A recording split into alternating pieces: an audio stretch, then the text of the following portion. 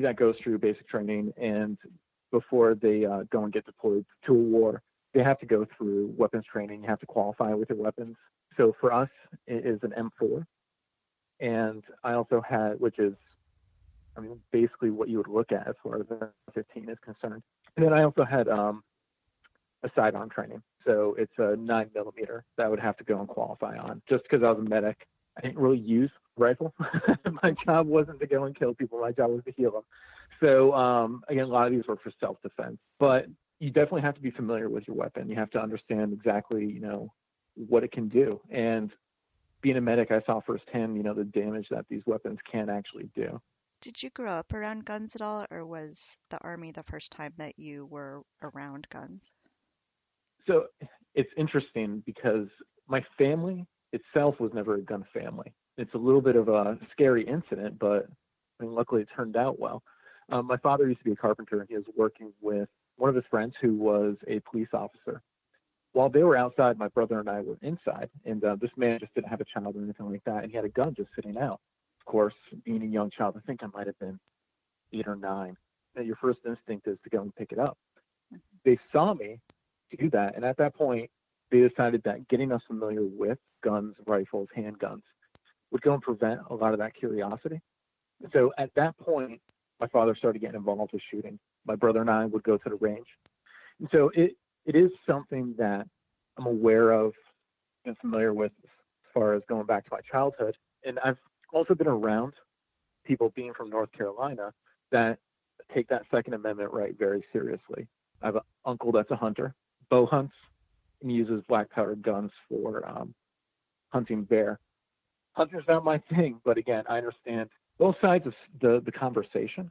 Obviously, I'm leaning definitely one side when it comes to that conversation, but at least having some of that knowledge allows me to go and have that discussion confidently. I think that's one of the challenges that we're having right now as far as this conversation is concerned, is that the other side that's very pro Second Amendment doesn't want any reform in regards to firearms, usually is very familiar with firearms. So having a conversation, being a layman with some of these people, hate to use a pun, but you almost get outgunned very quickly. They can throw out facts. They can go and pick apart arguments pretty quickly. But what it comes down to is all of us have a right to go and have this conversation when it comes to our safety and the safety of our children. Regardless of how familiar you are with firearms, we all know what they do. There's no secret behind it. Yeah, I feel that way sometimes when I'm talking about gun safety. I'm not sure I've ever touched a gun in my life. I've seen them, Mm-hmm. obviously. I've been around police officers who have, guns in holsters. I'm not sure I've ever even touched one. And I have luckily never seen firsthand the damage that a gun can do.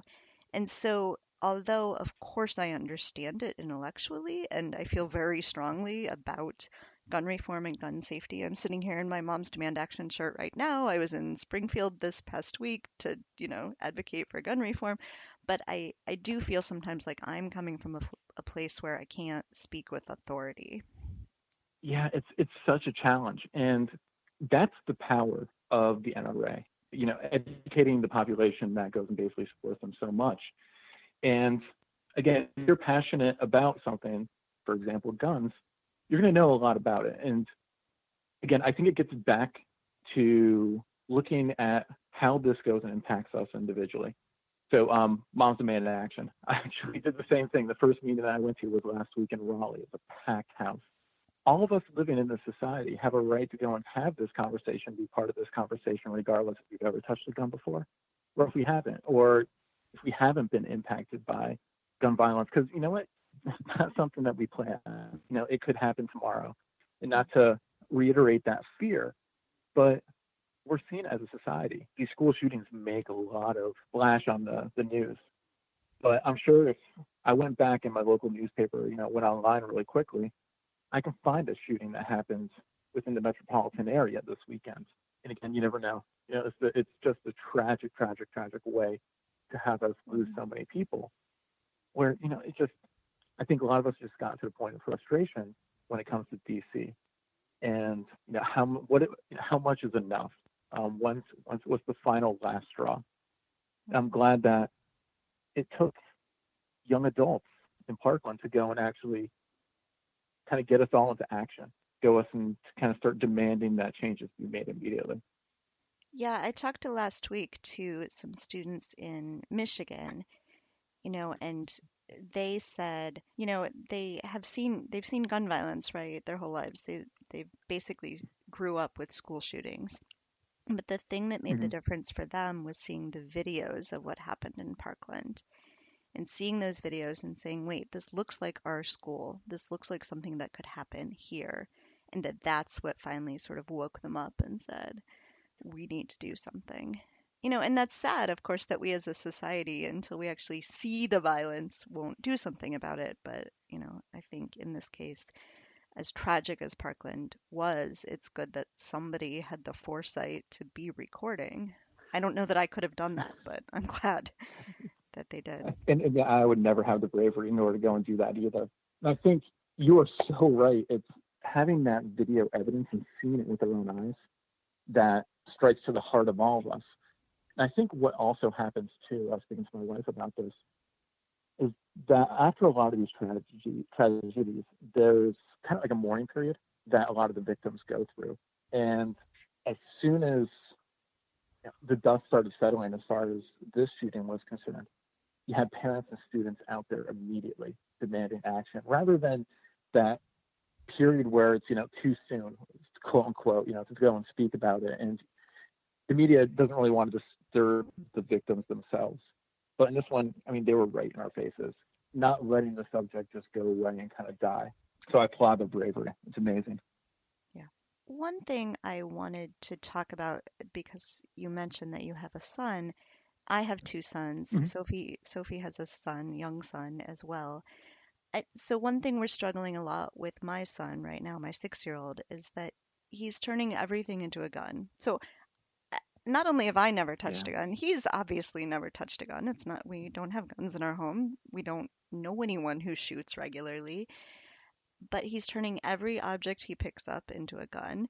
And it almost feels like the more we say, no, you shouldn't do that, the more it sort of makes it something he wants to do.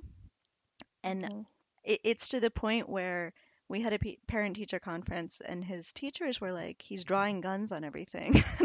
And of course, right now in this climate we're in, right, that everyone's like, oh my gosh, Mm-hmm. what's happening with this 6-year-old? And I don't think he's about to go, first of all, he has no access to guns, but I don't think he's about to go hurt people.